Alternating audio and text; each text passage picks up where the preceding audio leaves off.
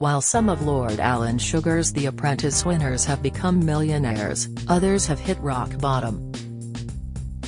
Back in the day, the candidates were competing to get a £100,000 a year job at one of the businessman's many companies, but now hopefuls can secure a whopping £250,000 investment in their business for a 50% stake. A handful of them have gone on to build multi-million-pound empires, while others have parted ways with the money mogul. As the Tycoon's reality TV program returns to the BBC tonight for Series 18, we take a look at where the previous winners of the show are now, and who is still in business with Lord Sugar. Marnie swindles, Series 17, 2023, London-born court advocate Marnie is a gold medal-winning boxer who snowballed her passion into an innovative business idea that she hoped would get Lord Sugar's investment. After taking home the prize, she focused on investing the prize money into her passion. The star and businesswoman used the money to open her own boxing gym, Bronx, in South London. Marnie got the keys to the site of her gym in 2019 but wasn't able to start trading until February 2023 due to problems with the property lease and the council. The 6,000-square-foot gym is in the heart of Camberwell and includes a competition ring, punching bags, mirrored walls to perfect shadow boxing, and endless exercise equipment. According to the financial accounts of Bronx Boxing Limited, Marnie has gained around £210,000 in net assets. As Marnie plans to further develop the gym, she's set to earn even more money. She said her and Lord Sugar have a great relationship, adding, "He has a sharp sense for businesses he believes will do well and the people he wants to work with. I think once the glitz and glam of The Apprentice has subsided, he gets the true assessment of whether they are people he sees a long-term relationship with." Arpreet Kaur, Series 16, 2022, dessert parlour owner Arpreet Kaur was the winner of Season 16 and secured the investment in her dessert shop Barney's, which was rebranded to Oh So Yum. 1 year after her win, Kaur went solo and Lord Sugar announced the news on Twitter. He said, "Arpreet Kaur, The Apprentice winner 2022, has bought back Lord Sugar's shares in her desserts business, Oh So Yum. This move marks a significant achievement in the journey of the Yorkshire-based entrepreneur, who won Season 16 of the show and secured a £250,000 investment from Lord Sugar." With the purchase of Lord Sugar's shares, Arpreet and her sister, Gurvinder Kaur, are now in full control of the business and its future direction. The separation has been amicable and Lord Sugar and Arpreet Kaur mutually agreed it was the best decision for the business moving forward. Arpreet is an exceptionally bright and driven businesswoman. "I've enjoyed our time working together, and whilst the time is right for us to now go our separate ways, I have no doubts she will continue to flourish. I look forward to seeing the Oh So Yum brand go from strength to strength." Kareena Kapoor, Series 15, 2019, Kareena got a £250,000 investment from Lord Sugar for her artisan bakery business in 2019. She had plans to rival Greggs with her dough bakehouse chain, and business was booming a year later. As well as her original bakery in Herne Hill, Kareena opened a new branch in Beckenham in September 2020. Lord Sugar himself opened the new family-run bakery and helped cut the ribbon to open the new store. "What attracted me to Kareena as the winner is that this business has potential. Food will always be good," said Lord Sugar on This Morning. "Greggs, watch out, we're going to have a lot of branches." But last year, they parted ways. A spokesperson said, as part of an ongoing review of his business portfolio, Lord Sugar has decided to part ways with Karina Lepore, the Apprentice winner 2019 and founder of Dough Artisan Bakehouse. Both parties agreed it was the right decision for the business moving forward, and Karina will take back full control of her business with immediate effect. San Gabadon, Series 14, 2018, having come out on top in 2018, San plowed the prize money straight back into her swimwear business, San Marie. After winning The Apprentice, she focused on building her team in Leeds and growing the company from small scale to mass production. It's a big achievement and been such a thrill. But you know, that's just the start for us. It's the first step, said San in October 2019. The platform of being on The Apprentice is amazing. There's no doubt having somebody like Lord Sugar on board has opened doors for me. Having his knowledge and guidance on how to approach situations is a massive help.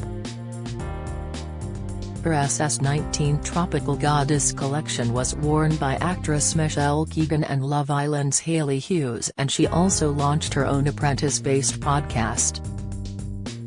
In 2019, San announced she was launching a swimwear collaboration with Asda, which amazingly is where she started her career working. In 2022, the duo parted ways. San said, "It was just a conversation.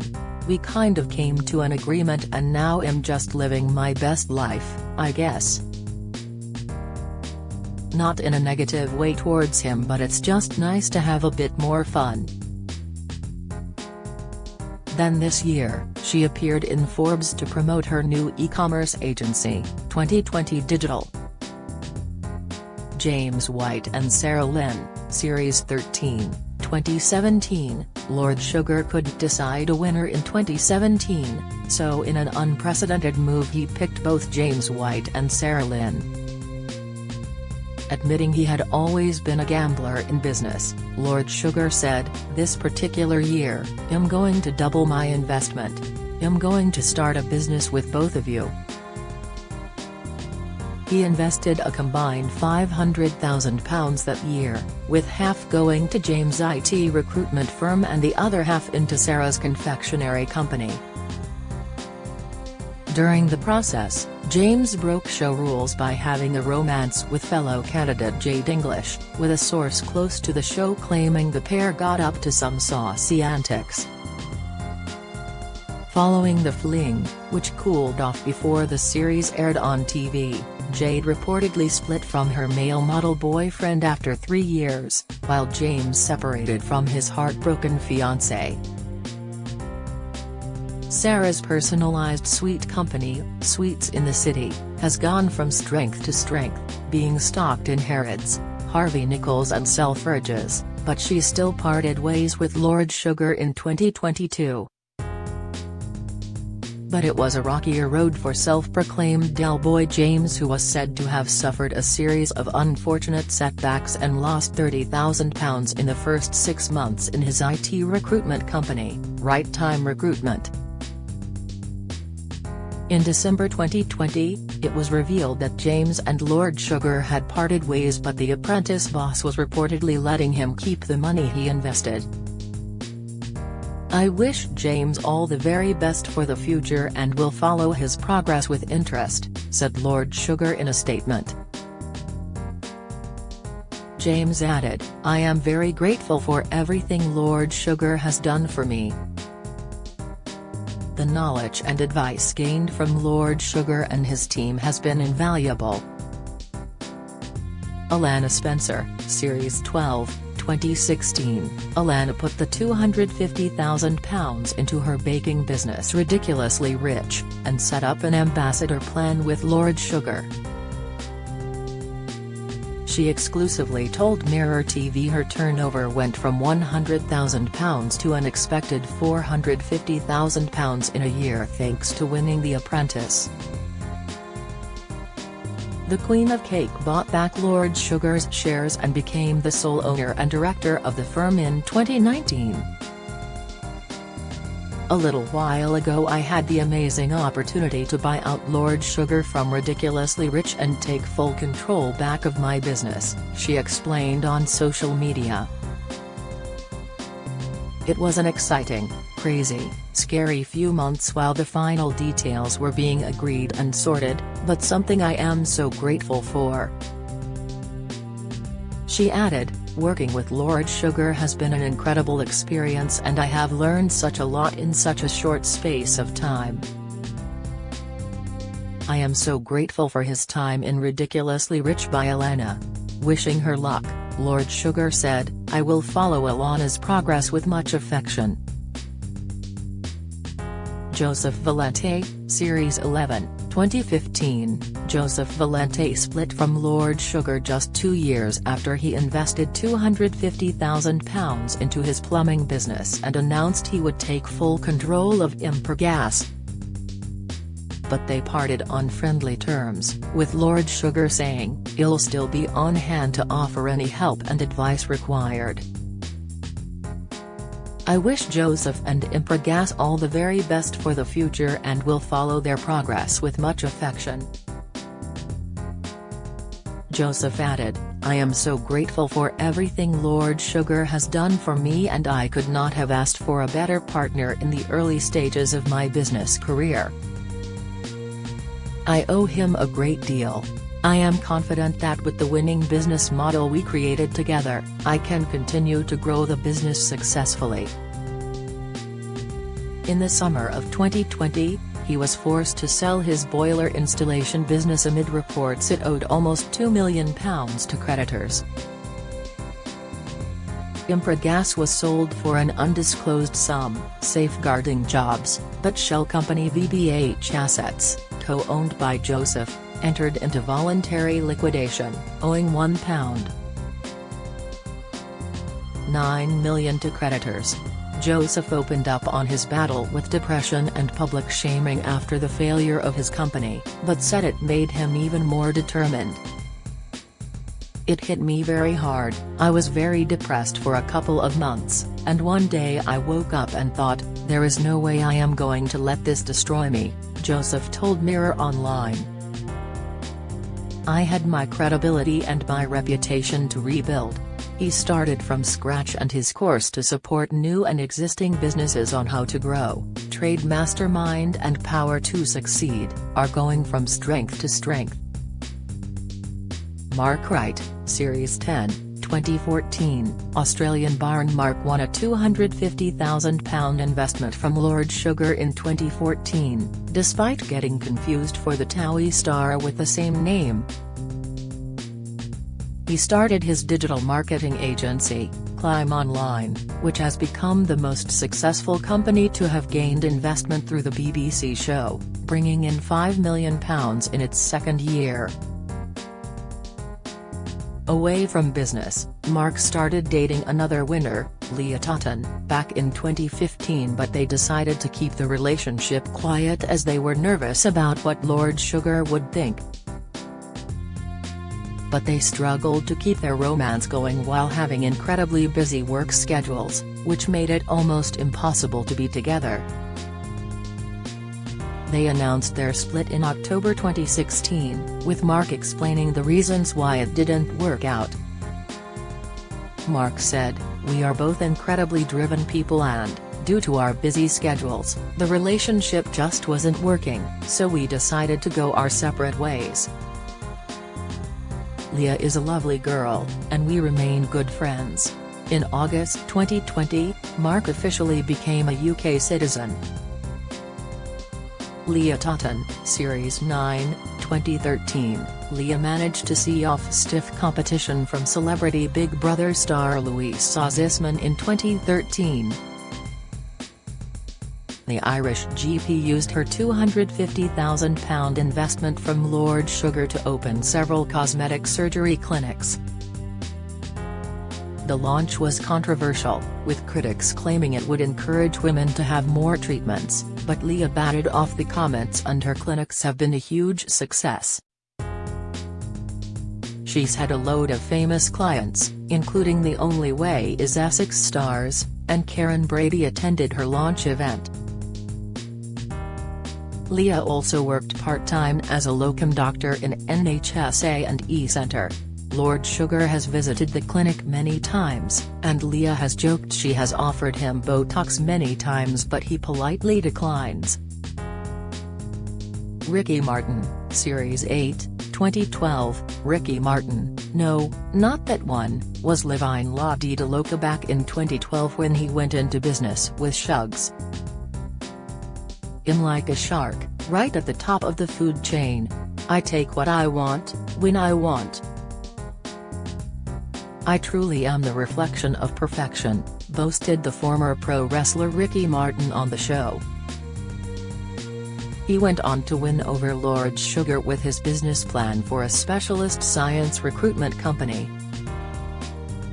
He is now the managing director of Essex-based business Hyper Recruitment Solutions, set up with the £250,000 investment winners now get.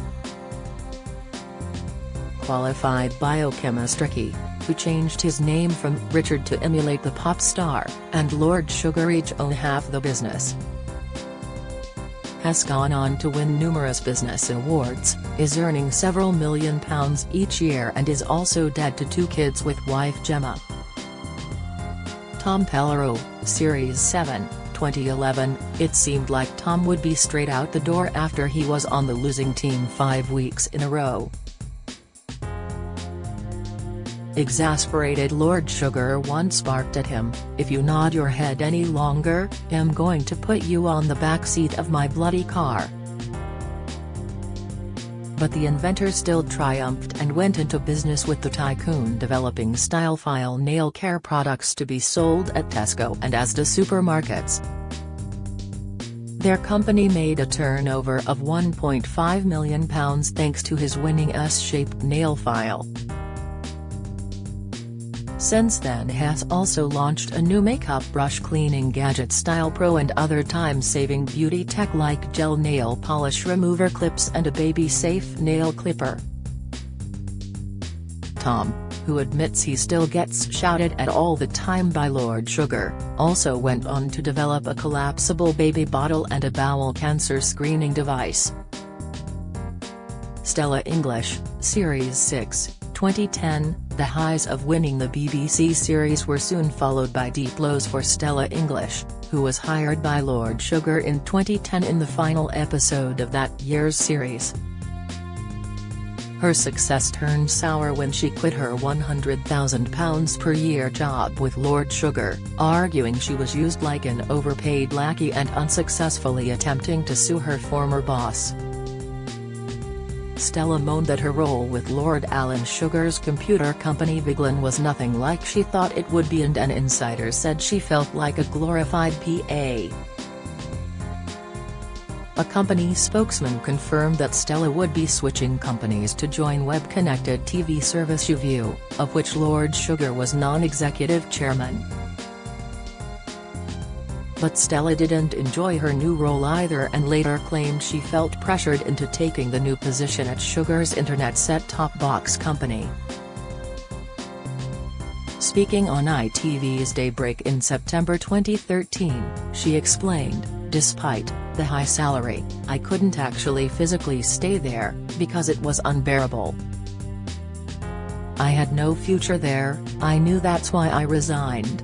After resigning, Stella landed a £200,000 a year consultant job with Citigroup, but things got ugly when Stella tried to sue Lord Sugar for constructive dismissal. In the March 2013 tribunal showdown, Stella claimed Lord Sugar told her that he didn't give a s if she left his company, but the panel decided her case should never have been brought and was ill-advised. Following the case, the tycoon countersued his old employee, demanding that Stella pay for lawyers he employed during her failed constructive dismissal case against him, costs amounting to £50,000. "I do not know how I am going to feed my kids, never mind the mortgages," she told the panel during the hearing. Lord Sugar's counterclaim failed as an East London Tribunal Service panel ruled that the mother of two should not have to repay any of the legal fees. Lord Sugar later accused her of aiming for a tidy out-of-court settlement, adding, "I'm afraid she underestimated me and her reputation is now in tatters." What happened next for Stella was an astonishing fall from grace as she went from the boardroom to the job centre. Her marriage collapsed and she had just £90 in the bank. "I wish I had never gone on The Apprentice. I'm broke and on my knees. I just don't know how I'm going to carry on," she told the Mirror in September 2013. Stella struggled to find work at first but then appeared as a host for Crowdbox, a TV channel that helps entrepreneurs raise money through crowdfunding, and found work as a management consultant. Her love life also turned around as Stella found happiness with snooker player boyfriend Ollie Carter in 2016 and they had a baby together in 2013 before splitting in 2019. Yasmina Siadatan, Series 5, 2009, after becoming Lord Sugar's apprentice, Yasmina said, "I feel very lucky. Life is brilliant." The steely brunette was tipped for greatness and immediately began working for Lord Sugar in a £100,000 a year deal. The restaurant owner worked at his Amscreen healthcare company, which supplies advertising and information screens to hospitals and GPs. The following year, she announced she was pregnant following a whirlwind romance with colleague Andrew Hepburn, going on maternity leave at Christmas 2010 and her first child was born the following month. She was due to return in January 2012, but told bosses she was expecting another baby. After 2 years spent starting her family, Yasmina was itching to get back to work and was headhunted by Dragon's Den star James Caan to be head of operations role in a private equity firm. "Once I had met various people in the organization, I was sold on the company as a whole, especially James himself, so it was just a case of them finding a role that would suit me," said Yasmina. "It wasn't an advertised role but something that James matched my skills to, which is how a lot of people are brought into the company." Yasmina then worked as creative director of startup loans and as head of marketing at a fintech firm and also ran as a Conservative candidate for council for a by-election in Henley in March 2017. Lee McQueen, Series 4, 2008, Charming Lee was renowned for his "That's what I'm talking about" catchphrase. The milkman's son, who became owner of a £1 million company, rang in sick with food poisoning on what should have been his first day at Lord Sugar's company. But he went on to work there for 2.5 years, setting up a successful digital media business with his boss son Simon. Lee worked for Alan Sugar's Amshold company as a development director, developing Amscreen-branded digital display advertising products for the outdoor market. After deciding to leave, he said, "Having gained a huge amount of experience in my role at Amscreen, I felt now was the right time to start up on my own." Next, he founded a company, Raw Talent Academy, to help young people get recruitment and sales jobs. In 2010, Lee had 18 employees and the firm was expected to make nearly £1.5 million. He launched a technology platform, Phoenix 51. He regularly appears as a co-host on Love Sport Radio's Tottenham Fans Show.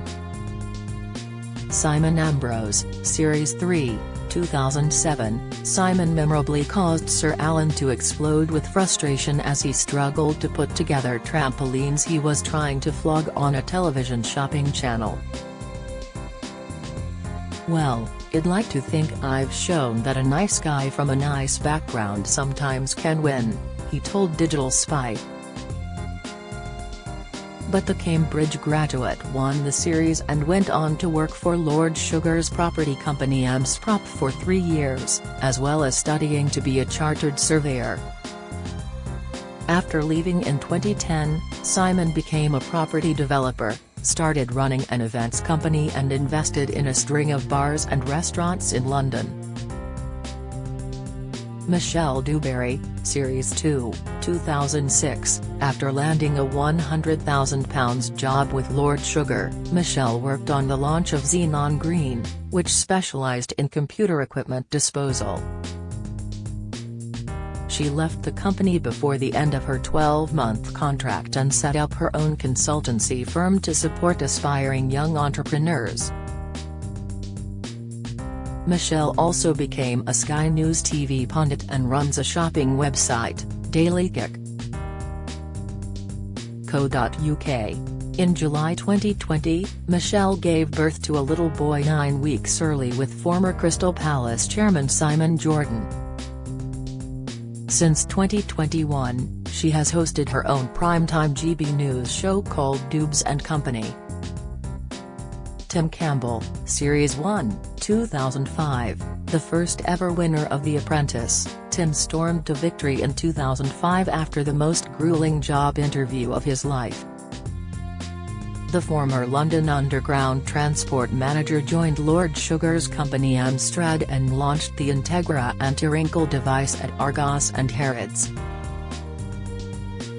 He left in March 2007 after 2 years working with the big boss and set up social enterprise Bright Ideas Trust to support young entrepreneurs from disadvantaged backgrounds. "I never saw The Apprentice, Lord Alon's position, as a job for life," he told The Guardian. "It was on a plate for me, but that wasn't what it was about. I never saw him as a blank check." Tim became head of client services for recruitment firm Alexander Mann Solutions and then London Mayor Boris Johnson's ambassador for training and enterprise. In December 2013, Tim was diagnosed with testicular cancer but fought back with the support of his wife Jasmine and was given the all-clear. Tim received an MBE for services to enterprise culture in 2012 and co-founded bespoke digital marketing agency Marketing Runners Limited in 2016. In 2022, he had a full-circle moment as he took on the role of Alon's sidekick, taking over from Claude Littner as he dealt with medical issues. The Apprentice airs on BBC One and BBC iPlayer tonight at 9 p.m. on February 1.